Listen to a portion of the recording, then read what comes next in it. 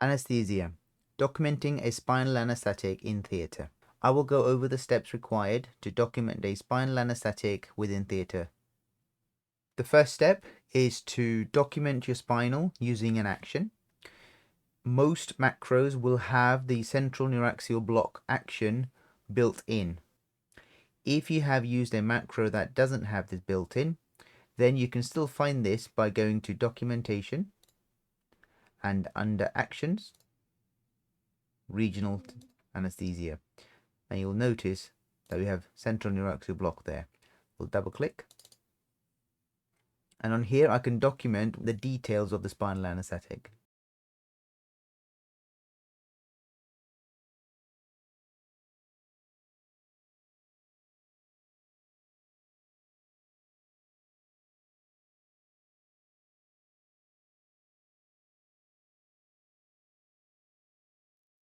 In this section you can also document where your block height is.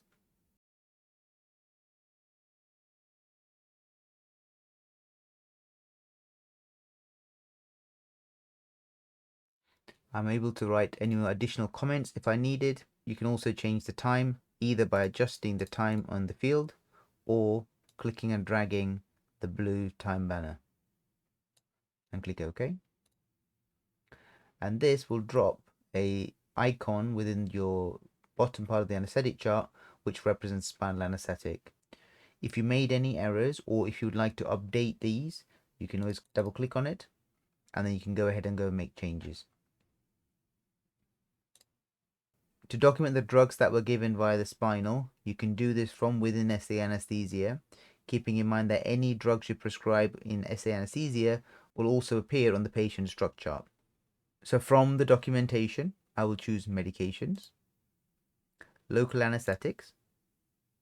So I'm going to document the heavy marking first. Make sure the route is intrathecal. I can leave any comments if I want to. And I'm also going to give some intrathecal morphine. So I'll click on opiates. And I choose the correct concentration of morphine. Double click on that. So on here, I can document it in either in milligrams, or if you click on the milligrams, you can choose micrograms and OK. So I'm going to give 400 micrograms. And then it will automatically work out the other values.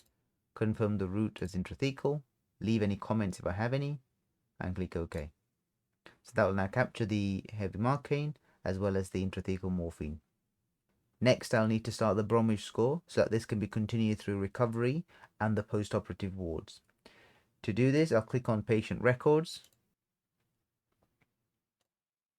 This will now take me to the patient record within PowerChart. Click on menu and choose assessments and fluid balance. On here, I want the recovery quick view. If you don't see this IBAN on your screen, there is a separate video that goes over how to customize your IBANs. Within the recovery quick view, if you scroll down, I will see that there is a Bromwich score. I'll click on that. Oh, this allows you to start the documentation for the Bromwich score. So to start the documentation, double click on the blue field. It will start by asking you for the date and time. For today, you can put T and it will default to the time as now. You can adjust the time as needed. So the place of monitoring first is theatres. And once I have documented this, to sign the record, I'll click on sign.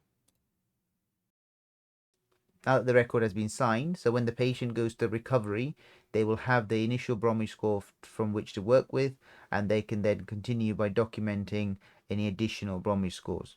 There is some conditional logic built in, so if the Bromwich score remains high after a set period, there will be additional questions asked about if there's any concerns that needs to be raised and so on. You are now able to then return to your anaesthetic chart and continue your documentation.